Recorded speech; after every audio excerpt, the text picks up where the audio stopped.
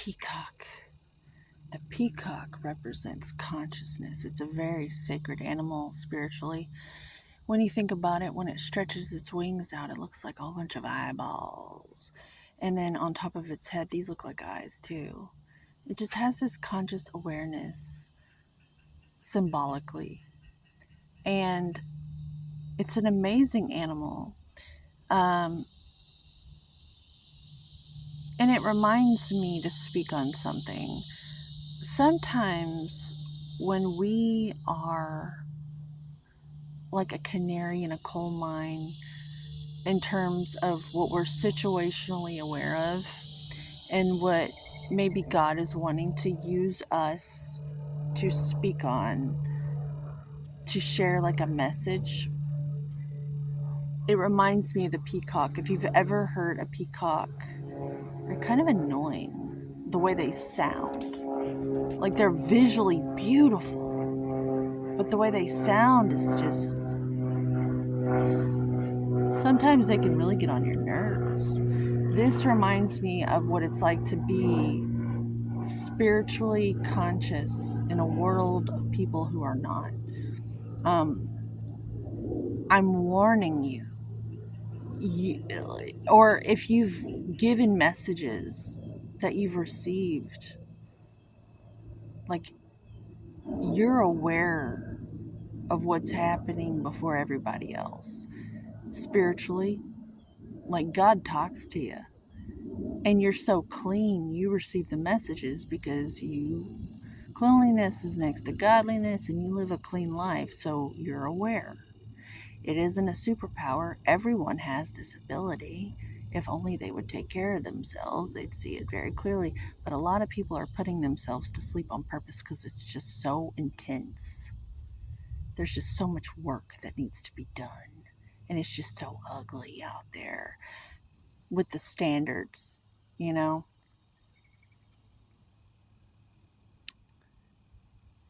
And then I'll see someone that changes my mind as soon as I say that, and I'm sorry. But, you know, standards are very important.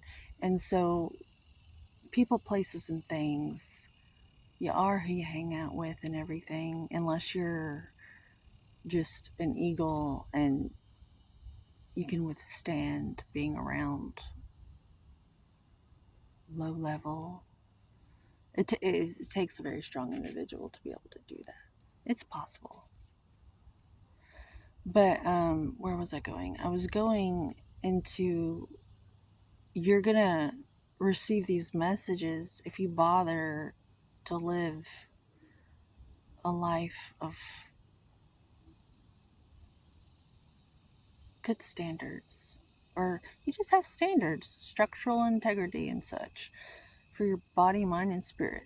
And so you have spiritual practices and you do things to keep yourself hygienic spiritually and everything. So you're gonna be more aware, like everyone should be. You're gonna get on their nerves. You have to learn to be okay getting on people's nerves, because we wouldn't want the peacock to stop being so beautiful. Peacocks are so beautiful. Like, wouldn't that be sad if we're like, you're too conscious and spiritual, we're gonna pluck all your feathers out because we can't stand how beautiful the message is, because we like being asleep, or you keep waking us up.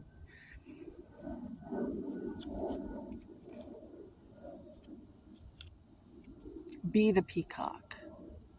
The world would not be the same without the peacock. Um, yeah. This is the permission to be something beautiful in a world where not much of it exists. So,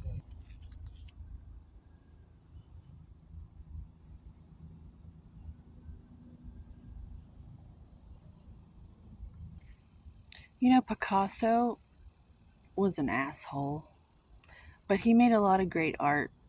But he insisted on having a studio, and everyone knew not to interrupt him. Like, that's why he was an asshole. But because he made such good art, he was allowed to be an asshole. I had this theory that maybe one day we'll get to a point where a woman like me is allowed to be an asshole. And everybody will just be like, oh, that's just how she is. She makes beautiful art. And we accept her for that. You know what I mean? Like, do you know those individuals throughout history? Like Michael Jordan, he's an asshole. He's a fucking champion, though. He's allowed to be an asshole because he has good art. He's really good at what he does.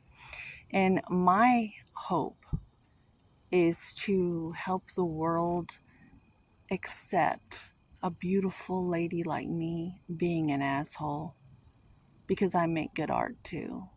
And that's just how it is. You know? I know a lot of women can relate with me.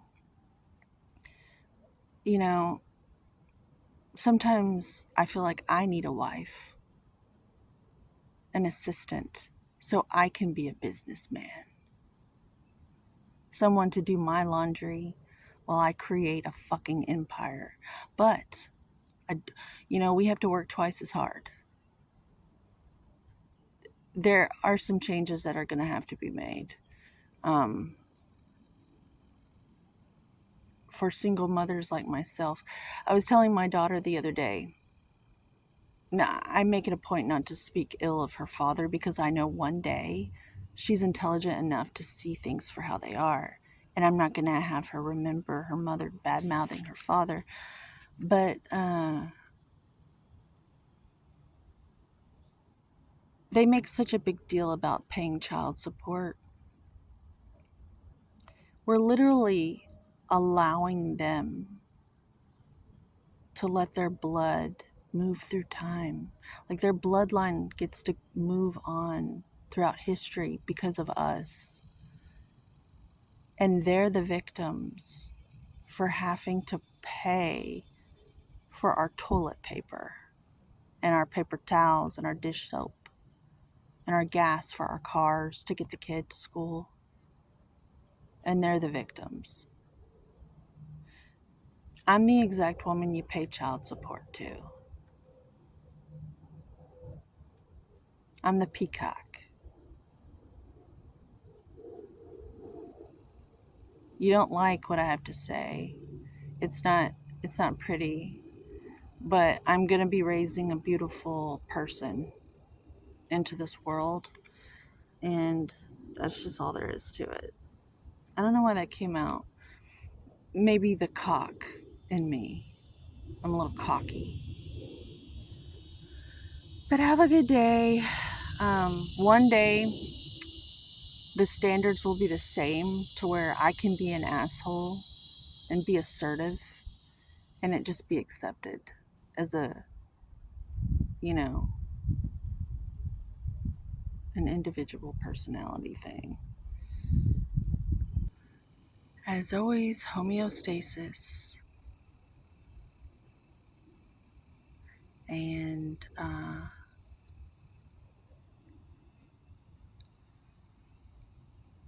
yeah, may you maintain homeostasis and not abandon yourself to make other people feel comfortable. The more of us that can do that and hold this inner strength, the more that will ripple out into the world, and it'll catch on to where everyone has like this internal strength. And then that's gonna win everything for all of us. If we can cultivate this inner strength to where we don't abandon ourselves emotionally to make other people feel comfortable, because their uncomfortableness is uncomfortable to be around. We need to hold the line and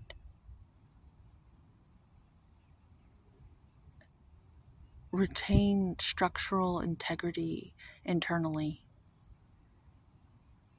and then let other people flail around until they get with the program.